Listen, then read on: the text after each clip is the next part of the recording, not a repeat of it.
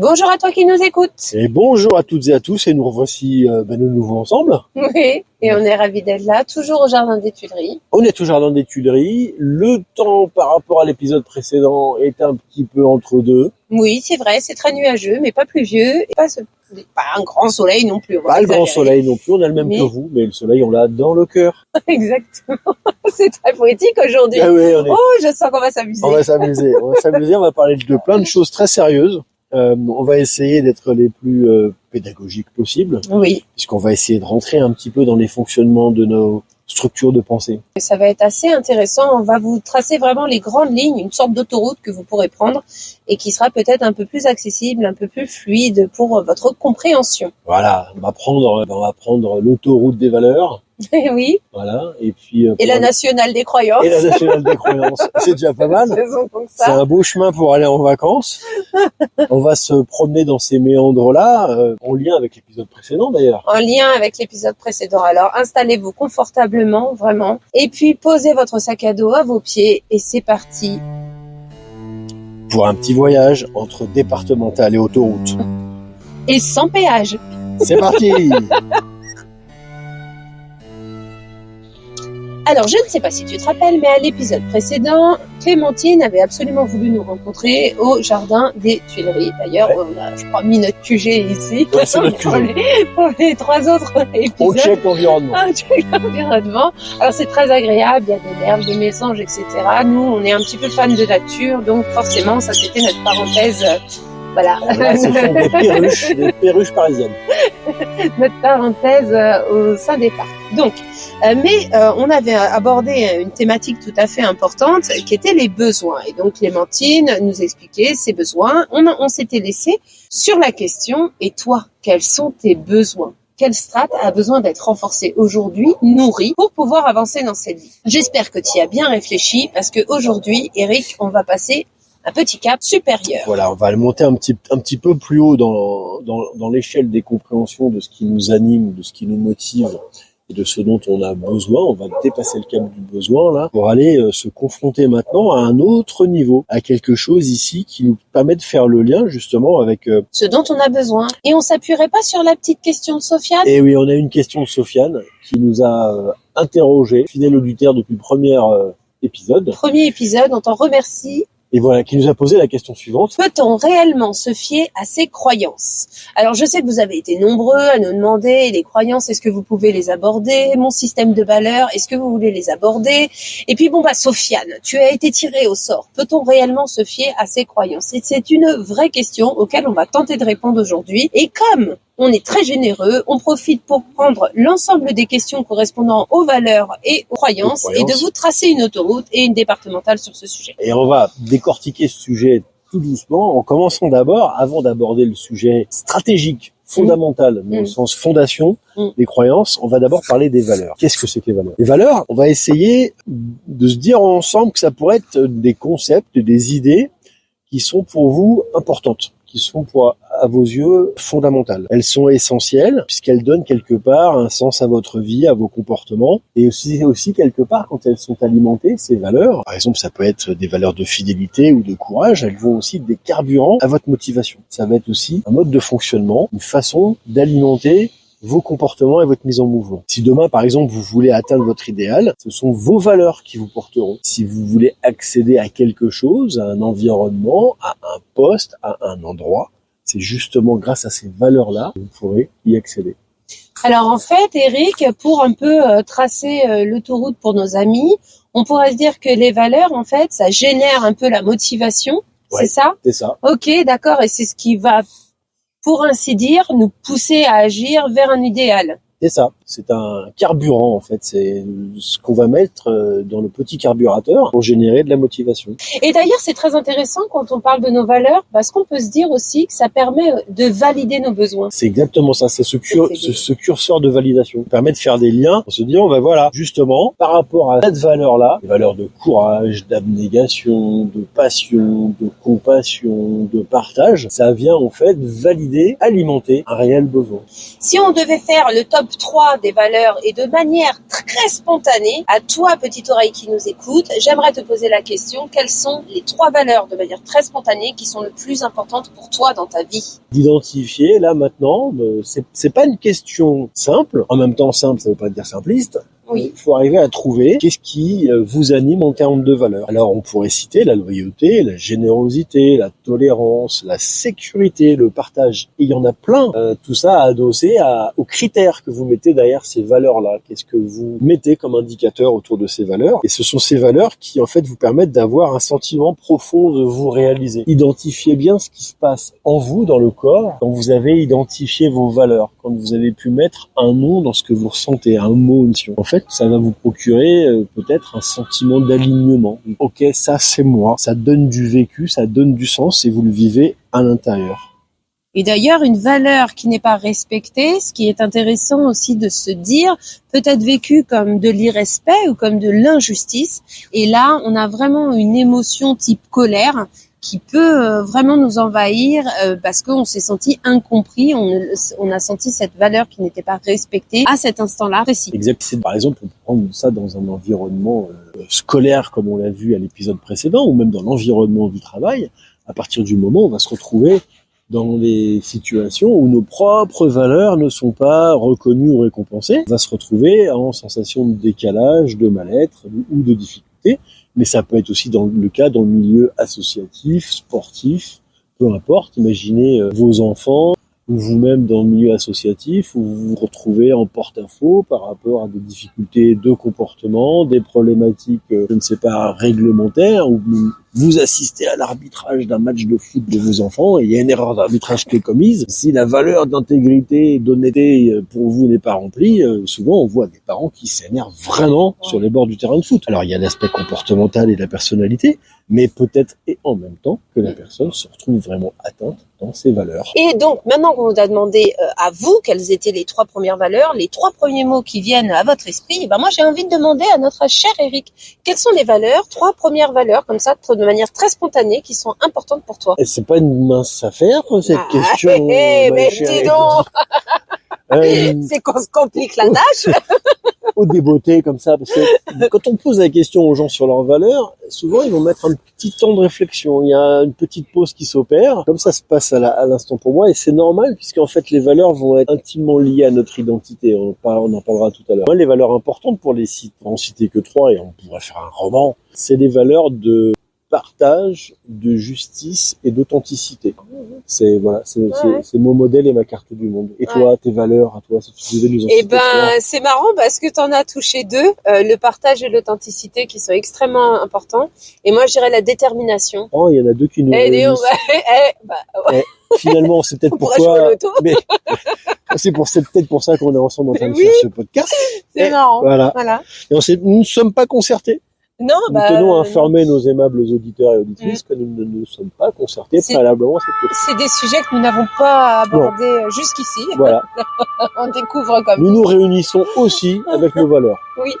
Et vous remarquerez peut-être que dans votre quotidien, dans la vie de tous les jours, les personnes que vous côtoyez, avec lesquelles vous êtes le mieux, peut-être qu'ils sont tout simplement aussi raccord avec vos propres valeurs. Et les personnes avec lesquelles vous vous sentez un peu en décalé, en porte-à-faux, pas en bonne compagnie, vous éloigner de vos valeurs. Et donc, pour répondre à ces questions, quelles sont vos valeurs? Regardez aussi votre environnement. Puis ça peut être aussi un jeu de se dire, et toi, c'est quoi tes 3 valeurs, ton top 3 de valeurs, ton podium? Voir un petit peu ce que les autres vous répondent. Et puis, quelque part, c'est une manière d'apprendre aussi l'autre et de le regarder sous un angle nouveau. Et d'ailleurs, maintenant, nous allons quitter notre route départementale pour partir sur l'autoroute. Et quand on dit autoroute, en même temps, l'autoroute sur le territoire, c'est aussi un maillage structurel de nos réseaux. On peut le dire comme ça. Justement, nos croyances aussi, on a eu un peu cette capacité de métaphorique, c'est absolument formidable.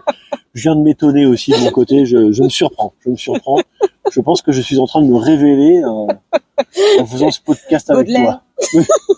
En même temps que nous partons sur les autoroutes des croyances, parce que je pense que c'est assez intéressant comme métaphore. Nous avons 2 corneilles qui nous passent à côté. La patrouille des Tuileries.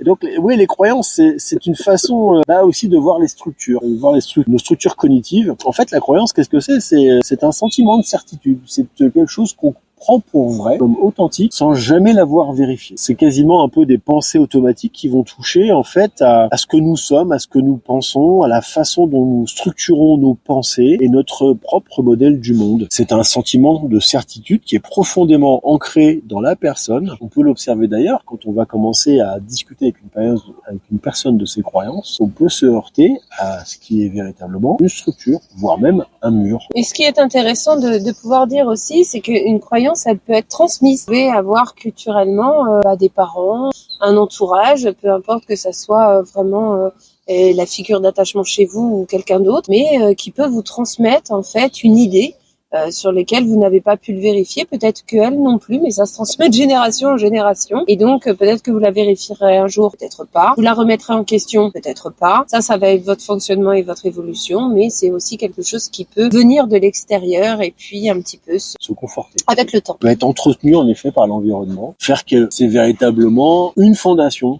C'est une fondation des structures de pensée psychique, des structures cognitives, et ça devient en fait une forme d'ancrage. C'est véritablement un sentiment de certitude et qui est en fait en recherche de validation permanente. On a besoin aussi de nous rassurer sur nos propres croyances. Exactement, c'est une mise en sécurité. Ça nous sécurise de penser ainsi, ça sécurise de pouvoir croire en cette idée. En ce modèle qu'on s'est construit. C'est important, c'est-à-dire que on a tous nos modèles de croyances, on a tous notre façon de croire en certaines choses du monde, en certaines réalités que nous nous construisons, et ça fait en ça une construction de croyances fondamentales pour l'être humain, en ce qu'elles justement, elles sont complètement adossées aussi à nos propres angoisses, à nos propres rapports au monde, à nos propres peurs d'une finitude certaine, et elles viennent en fait contrebalancer ces angoisses-là, en venant poser des structures de croyances propres à justement venir calmer, apaiser notre rapport au monde et à notre environnement. Alors, on l'a vu, il y avait différents types de croyances. Il y a des croyances qui sont tout à fait bénéfiques, avec lesquelles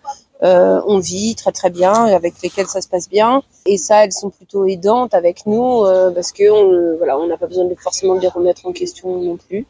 C'est ok. Et puis il y en a d'autres, et ben là, elles commencent, on voit, à nous limiter, à créer de la résistance, à nous mettre parfois même en insécurité et dans celles qu'on a besoin de tester. Et je pense que c'est là aussi la question de Sofiane.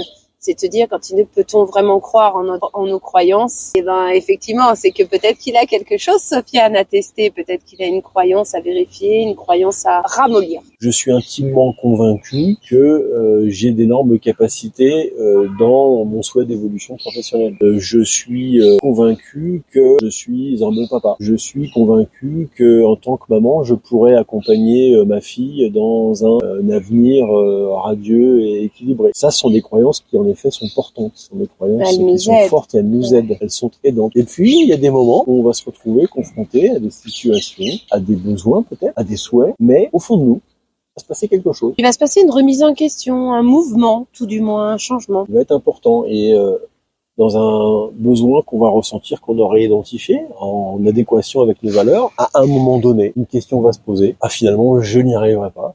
Ah, finalement, je ne peux pas faire ça. Ah, finalement, ça n'est pas possible. Et se mettre peut-être en place, là, on va appeler, nous, de notre côté, dans le métier de l'accompagnement, la présence et la présentation de croyances, mais de croyances qui vont être limitantes. Et là, c'est intéressant de voir les questionner. Alors, bien sûr, de toute façon, n'importe quel thérapeute prenne la mesure, en fait, de cette croyance et puis vous questionne, savoir si c'est quelque chose qui vous bloque aujourd'hui, dans lequel vous avez besoin de mouvement, peut-être de la remettre en question, d'aller la tester. Et donc, ça peut pas se faire sans votre accord, parce que si on le ferait sans votre accord, vous aurez nettement l'impression d'avoir sauté une marche. Et ça fait mal. Ouais, ça touche pas aux croyances des personnes, de manière générale. Et le cerveau n'aime pas le vide. Voilà. C'est une certitude. Et puisqu'elles sont complètement structurelles, elles sont en fait une forme d'autoroute cognitive, le cerveau est protecteur et ne permet pas qu'on vienne ébranler d'un coup comme ça nos croyances. Et d'ailleurs, Élodie, quelles questions nos auditeurs pourraient se poser pour essayer d'identifier leurs croyances? Eh ben, Eric, moi j'aime bien les exercices en 2 temps. Oui. Alors, imaginons que toi qui nous écoutes, tu as un projet aujourd'hui, un objectif, quelque chose vraiment, un idéal à atteindre. D'accord. Et j'aimerais poser cette question. Qu'est-ce que tu crois qui te ferait réussir? Qu'est-ce que tu crois de toi qui te ferait réussir? D'accord. Et ça, c'est intéressant parce que du coup, on va avoir toutes les croyances. Je crois que je suis déterminée, je crois que j'ai pierre à l'édifice à poser, je crois que je peux sauver le monde. Non, mais on pourrait demander à Superman aussi, on l'ignore toujours. Mais je pense que Superman a ses croyances. Superman a ses croyances, et puis Superman a ses propres terrains de valeur aussi, tu vois, et puis il a ses propres besoins quand même, parce que la kryptonite, c'est pas tout, mais c'est ça l'enjeu. Non, mais on se rend pas compte, parce qu'on vit en collant toute l'année, on sous-estime cet homme, quand même, avançons. Donc ça serait la première question, de se dire, je crois, en quoi je crois aujourd'hui, que je suis capable pour ce projet, je crois qu'on a besoin de moi, je crois, voilà, propre à chacun pour répondre à cette question. Et puis il y aurait une deuxième étape, qui serait de se dire qu'est-ce que je crois qui me limiterait pour atteindre mon idéal. Et là, c'est assez intéressant d'aller se poser la question, parce que on peut avoir aussi une liste exhaustive ou pas, hein, mais de se dire voilà, aujourd'hui, qu'est-ce qui me limite, en quoi je ne crois pas. Alors il y en a qui vont ne pas croire en certaines de leurs capacités, il y en a qui vont pas croire de manière identitaire aussi, parce qu'ils n'ont pas les compétences, ils sont pas psychiquement armés pour. Mais c'est intéressant quand même de se poser la question, et c'est juste une question, c'est juste de l'observation, on ne demande pas derrière de faire des grands mouvements, mais non, voilà, juste d'observer. D'observer qui motive la personne dans son mouvement et ce qui bloque la personne dans son immobilisme aussi. Et souvent, on se retrouve dans des situations de blocage, et notre métier aussi, que ce soit sur l'accompagnement thérapeutique ou en coaching, c'est aussi d'identifier ces croyances limitantes qui viennent en fait un peu perturber la personne dans ses capacités de développement, viennent l'inhiber, viennent l'empêcher en fait de penser un peu plus loin et donc d'agir un peu plus loin. C'est toujours intéressant, et d'ailleurs dans l'identification des croyances, tout un schéma de questionnement qu'on propose, qui vont jusqu'à en fait demander à la personne et pourquoi elle pense ça. Exemple type, c'est en Bretagne, il pleut toujours. Et pourquoi tu dis qu'en Bretagne il pleut toujours? Voilà. C'est pourquoi derrière. Et voilà. Il pleut toujours parce qu'à chaque fois que j'y vais, il fait gris. Ok, donc à chaque fois que tu y vas, il fait gris. Et pourquoi tu penses qu'à chaque fois que tu y vas, il fait gris? Parce qu'il y a toujours mauvais temps. Parce qu'il y a toujours du mauvais temps. Et il y a toujours du mauvais temps tous les jours de la semaine, tous les jours de l'année, il fait beau, il fait moche en Bretagne. Quand on va confronter la personne à son propre raisonnement, à un moment donné, on va lui poser cette question. Et alors? Et la personne, en général, quand vous allez toucher sa croyance, elle va un peu grimacer. Elle va un peu grimacer, d'autant plus que quand une personne commence à entamer c'est toujours comme ça, c'est une vérité vraie, hein. Une vérité absolue. La vérité absolue. Finalement, derrière, il y a une généralisation qui n'a pas été vérifiée, parce que si aujourd'hui je suis à Paris, et enfin Eric dit qu'il est à Paris, je vous l'assure, on est ensemble sur Paris, oui. voilà, temps, et qu'il me dit à Paris, pas en Bretagne. qu'en Bretagne il pleut tout le temps, je peux lui dire c'est faux. Moi j'ai connu des temps magnifiques en Bretagne, mais du coup effectivement, si son expérience se résume à ces 4 jours ou ces 15 jours il y a 2 ans passés, et il finit par avoir une croyance, une généralité sur ce qui est en train de se passer, et ça renforce en fait sa croyance d'origine. Et c'est tout le jeu qui se passe entre ce que l'on croit, ce qu'on n'a jamais vérifié, et notre capacité à vouloir renforcer justement ce qui nous rassure par des généralisations, par le fait qu'il n'y a pas de raison qu'on vienne s'opposer à cette croyance-là. On a terminé notre petite cartographie des valeurs et des croyances. On a quitté la départementale pour aller à l'autoroute, et maintenant on va prendre la première sortie d'autoroute. Pour rentrer à la maison. Pour aller gentiment vers le prochain épisode de notre podcast. Oui, exactement, qui est un podcast sur le stress, l'angoisse et l'anxiété. On va partir sur le chemin du stress, de l'angoisse et de l'anxiété, qui va être en partie aussi en lien avec ce qu'on vient de voir là. Oui. Et puis d'ici là, le prochain épisode, on va vous souhaiter de prendre soin de vous. De vivre l'instant présent. Mais entre-temps, de liker, de commenter et de partager, parce qu'on a aussi besoin de ça de notre côté. On a aussi besoin de ça, et n'oubliez pas, pour toutes vos questions, vous pouvez nous envoyer un mail via sacado-podcast@gmail.com, ou alors commentez directement les vidéos pour nous poser vos questions, pour pouvoir aussi nous rejoindre, comme Clémentine l'a fait et comme d'autres vont pouvoir également le faire. Ça sera avec grand plaisir que l'on puisse s'organiser cette petite balado ensemble. Voilà, à bientôt. À bientôt. Au revoir.